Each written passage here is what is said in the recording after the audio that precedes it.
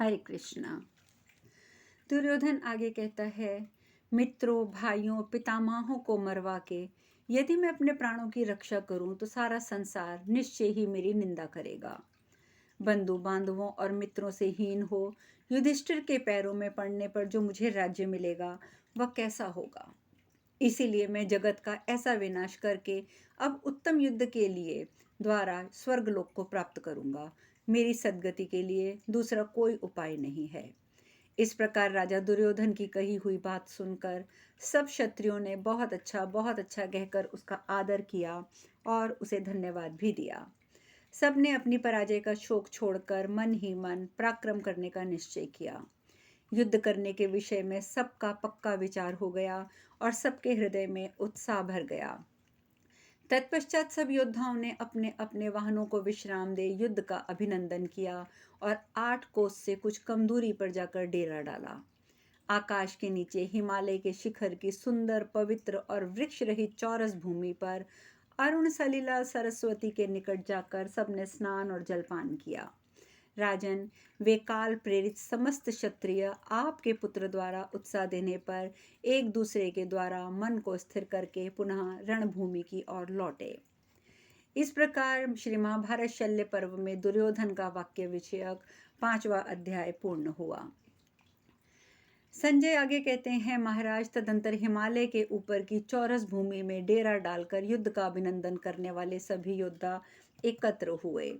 शल्य, चित्रसेन, महारथी शकुनी, अश्वत्थामा, कृपाचार्य, कृतवर्मा, सुषेण, अरिष्टसेन, धृतसेन, जयद्रथसेन आदि राजाओं ने वहीं रात बिताई। रणभूमि में वीर कर्ण के मारे जाने पर विजय से उल्लासित होने वाले पांडवों द्वारा डराए हुए आपके पुत्र हिमालय पर्वत के सिवा कहीं शांति न पा सके। राजन, संग्राम भूमि में विजय के लिए प्रयत्न करने वाले उन सब योद्धाओं के वहां एक साथ होकर शल्य के समीप राजा दुर्योधन का विधि पूर्वक सम्मान करके उससे इस प्रकार कहा, नरेश्वर, तुम किसी को सेनापति बनाकर शत्रुओं के साथ युद्ध करो, जिससे सुरक्षित होकर हम लोग विपक्षियों पर विजय पा सकें। राजन, तब आपका पुत्र दुर्योधन रथ पर बैठकर अश्वत्थामा के निकट गया। अश्वत्थामा महारथियों में श्रेष्ठ, युद्ध विषयक सभी विभिन्न भावों का ज्ञाता और युद्ध में यमराज के समान भयंकर था। वह प्रिय वचन बोलने वाला था, उसके नेत्र विकसित थे, उसने मेरु पर्वत की सी गरुता थी। स्कंद नेत्र, गति, स्वर में वह भगवान शंकर के वाहन वृषभ के समान था। अंगुलियों और नख भी सुंदर थे, मानो विधाता ने उत्तम गुणों का बारंबार स्मरण करके उसके प्रत्येक अंग का निर्माण किया हो।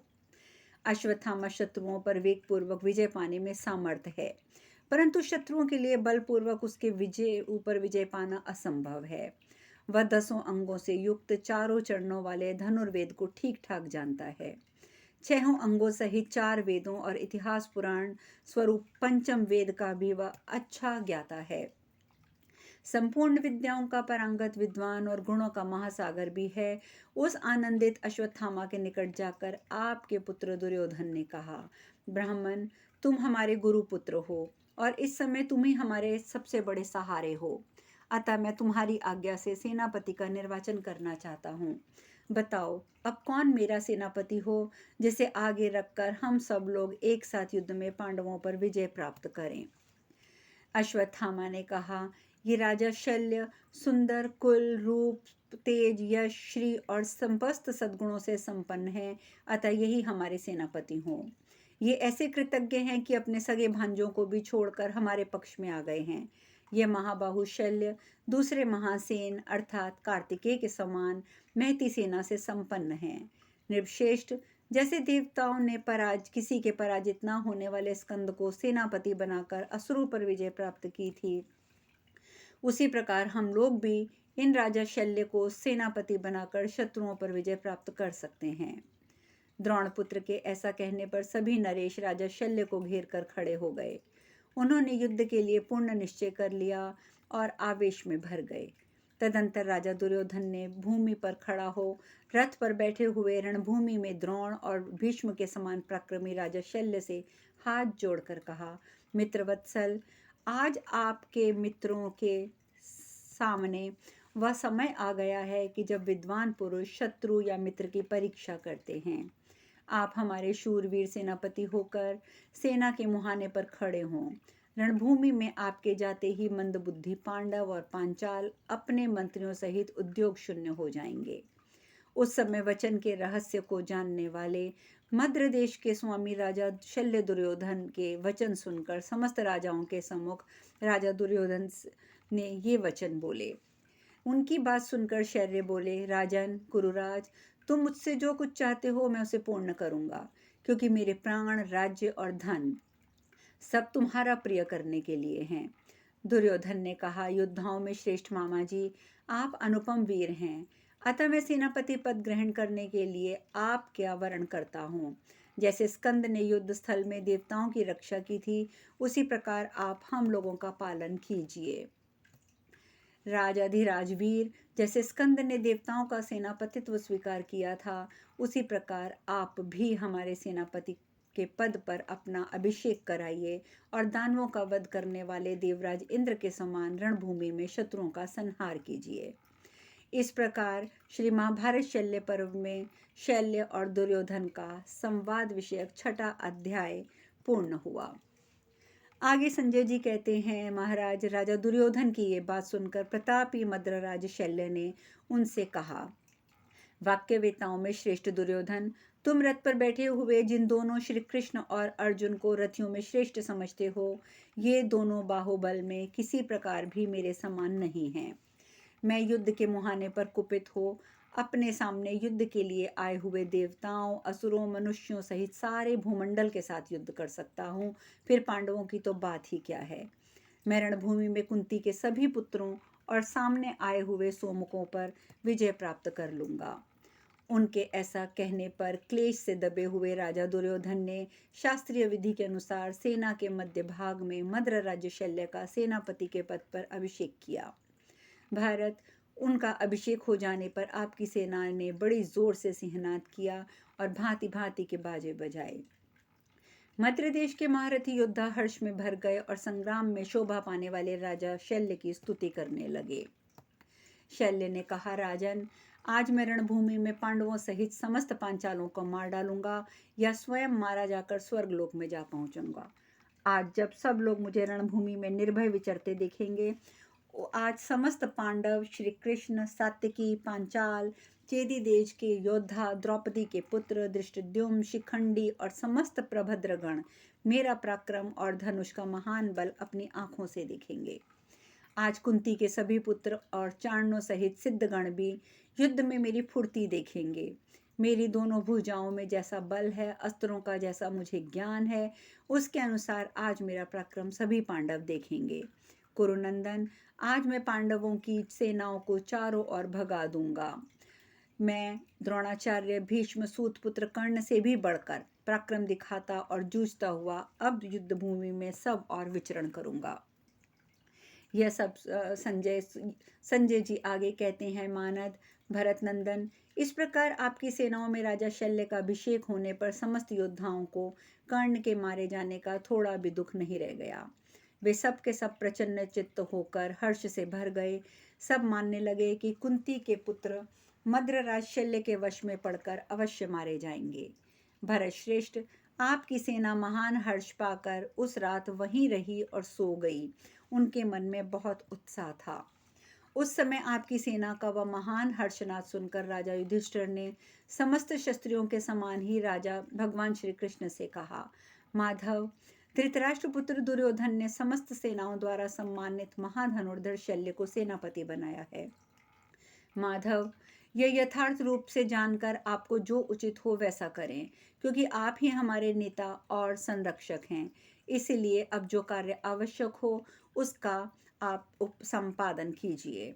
महाराज, तब भगवान श्री कृष्ण ने राजा से कहा, भारत, मैं क्षत्रिय कुमार राजा शल्य को अच्छी तरह जानता हूँ। वे बलशाली हैं, शीघ्रतापूर्वक अस्त्र शस्त्रों का प्रयोग करने वाले हैं। भीष्म, द्रोणाचार्य और कर्ण, ये सब लोग युद्ध में जैसे पराक्रमी थे, वैसे ही या उनसे बढ़कर ही पराक्रमी मैं मद्रराज शल्य को मानता हूँ। भारत नरेश्वर, मैंने बहुत सोचने पर युद्धपरायण शल्य के अनुरूप दूसरा कोई योद्धा नहीं पाया है। भरत नंदन, शिखंडी अर्जुन, भीम, सात्यकी और धृष्टद्युम्न ने भी रणभूमि में जो बल दिखाया है वो उनसे भी बढ़कर हैं।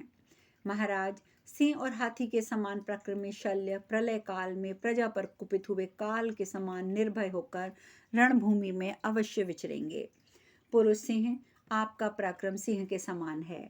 आज आपके सिवा युद्ध स्थल में दूसरे को मैं ऐसा नहीं देखता जो शल्य के सम्मुख होकर युद्ध कर सके। कुरुनंदन, देवताओं सहित इस संपूर्ण जगत में आपके सिवा कोई ऐसा दूसरा पुरुष नहीं है जो शल्य को मार सके। इसीलिए प्रतिदिन सम्रांगण में जूझते और आपकी सेना को विक्षुब्ध करते हुए राजा शल्य को युद्ध में आप उसी प्रकार मार डालिए जैसे इंद्र ने शंबरासुर का वध किया था। वीर शल्य अजय हैं। दुर्योधन ने उनका बड़ा सम्मान किया है। युद्ध में मद्रराज के मारे जाने पर निश्चय ही आपकी जीत होगी। महाराज, कुंती कुमार, उनके मारे जाने पर आप समझ ले कि दुर्योधन की सारी विशाल सेना मार डाली गई है। इस समय मेरी इस बात को सुनकर महारथी मद्रराज चढ़ाई कीजिए और उन पर चढ़ाई कीजिए और महाबाहो, जैसे इंद्र ने नमुची का वध किया था उसी प्रकार आप उन्हें मार डालिए। ये मेरे मामा हैं, ऐसा समझकर आपको उन पर दया नहीं करनी चाहिए। आप क्षत्रिय धर्म को सामने रखते हुए मद्रराज शल्य को मार डालें। भीष्म, द्रोण और कर्ण रूपी महासागर को पार करके आप अपने सेवक सहित शल्य रूपी गाय की खुरी में न डूब जाइएगा। राजन, आपका जो तपोबल और शास्त्र बल है वह सब रणभूमि में दिखाइए और शल्य को मार डालिए। शत्रु वीरों का संहार करने वाले भगवान श्री कृष्ण ये बात कहकर सायंकाल पांडवों से सम्मानित हो अपने शिविर में चले गए।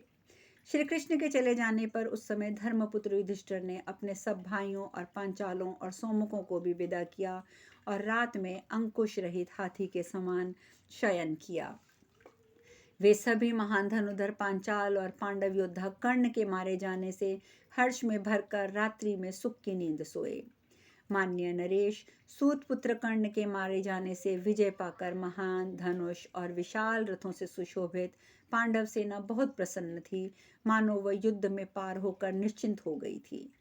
इस प्रकार श्री महाभारत शल्य पर्व में शल्य का सेनापति के पद पर अभिषेक विषयक 7वां अध्याय पूर्ण हुआ। संजय जी आगे कहते हैं, जब रात व्यतीत हो गई तब राजा दुर्योधन ने अपने समस्त सैनिकों से कहा, महारथी गण कवच बांधकर युद्ध के लिए तैयार हो जाओ। राजा का अभिप्राय जानकर सारी सेना युद्ध के लिए सुसज्जित होने लगी। उस समय सब ओर से भांति भांति के वाद्यों की गंभीर ध्वनि प्रकट हो रही थी। तत्पश्चात मरने से बची हुई सारी सेनाएं मृत्यु को ही युद्ध से लौटने का निमित्त मानकर प्रस्थान करती दिखाई दी। समस्त महारथी मद्रराज शल्य को सेनापति बनाकर और सारी सेना को अनेक भागों में विभक्त करके भिन्न भिन्न दलों में खड़े हुए। तदंतर आपके संपूर्ण सैनिक कृपाचार्य, कृतवर्मा, अश्वत्थामा, शल्य, शकुनी और बचे हुए अन्य नरेशों ने राजा दुर्योधन से मिलकर आदरपूर्वक नियम बनाया। हम लोगों से कोई एक योद्धा अकेला रहकर किसी तरह भी पांडवों के साथ युद्ध ना करे। जो अकेला ही पांडवों के साथ युद्ध करेगा, जो पांडवों के साथ जूझते हुए वीर को अकेला छोड़ देगा, वह 5 पातकों और उपपातकों से युक्त होगा। आज आचार्य पुत्र अश्वत्थामा शत्रुओं के साथ अकेले युद्ध ना करें। राजन, इस प्रकार उस महासमर में पांडव भी अपनी सेना का व्यू बनाकर सब ओर से युद्ध के लिए उद्यत होकर कौरवों पर चढ़ आए। भरत श्रेष्ठ, वह सेना विशुद्ध महासागर के समान कोलाहल कर रही थी। उसके रथ और हाथी बड़े वेग से आगे बढ़ रहे थे, मानो किसी समुद्र में ज्वार उठ रहा हो। धृतराष्ट्र बोले, संजय, मैंने द्रोणाचार्य, भीष्म और राधापुत्र कर्ण के वध का वृतांत सुन लिया। अतः पुनः मुझे शल्य और मेरे पुत्र दुर्योधन के मारे जाने का समाचार क्या था, कैसा था, मुझे वह भी कह सुनाओ। संजय, रणभूमि में राजा शल्य धर्मराज के द्वारा कैसे मारे गए, भीमसेन ने मेरे महाबाहु पुत्र दुर्योधन का वध किस प्रकार किया। यह प्रश्न सुनकर संजय ने कहा, राजन, जहाँ हाथी, घोड़े और मनुष्यों के शरीरों का महान संहार हुआ था वही वर्णन मैं कर रहा हूँ, सुस्थिर होकर सुनिए। द्रोणाचार्य, भीष्म, सूत पुत्र कर्ण के मारे जाने पर आपके पुत्रों के मन में प्रबल आशा हो गई कि शल्य रणभूमि में कुंती कुमारों का वध तो अवश्य कर डालेंगे। भरत, उसी आशा को हृदय में रखकर आपके पुत्रों को कुछ आश्वासन मिला और वे संगमरागण में अब महाराज शल्य का आश्रय लेकर अपने आप को सनाथ मानने लगे। कर्ण के मारे जाने से प्रसन्न हुए कुंती के पुत्र जब सिंहनाद करने लगे, उस समय आपके पुत्रों के मन में पुनः भारी भय समा गया। महाराज तब प्रतापी मद्रराज शल्य ने योद्धाओं को आश्वासन दिया और सर्वभूत व्यू बनाकर भारनाशक अत्यंत वेगशाली और विचित्र धनुष को कपाते हुए सिंधी घोड़ों से युक्त श्रेष्ठ रथ पर आरूढ़ होकर पांडवों पर आक्रमण कर दिया। राजाधिराज शल्य के रथ पर बैठा हुआ उनका सारथी उस रथ की शोभा बढ़ा रहा था। उस रथ से घिरे हुए शत्रुसूदन शूरवीर राजा शल्य आपके पुत्रों का भय दूर करते हुए युद्ध के लिए खड़े हो गए। प्रस्थान काल में कवचधारी मद्रराज शल्य उस सैन्य व्यूह में मुख्य स्थान पर थे। उनके साथ मद्र देशीय वीर और कर्ण के दुर्जय पुत्र भी थे। अब शेष कथा कल। हरे कृष्णा।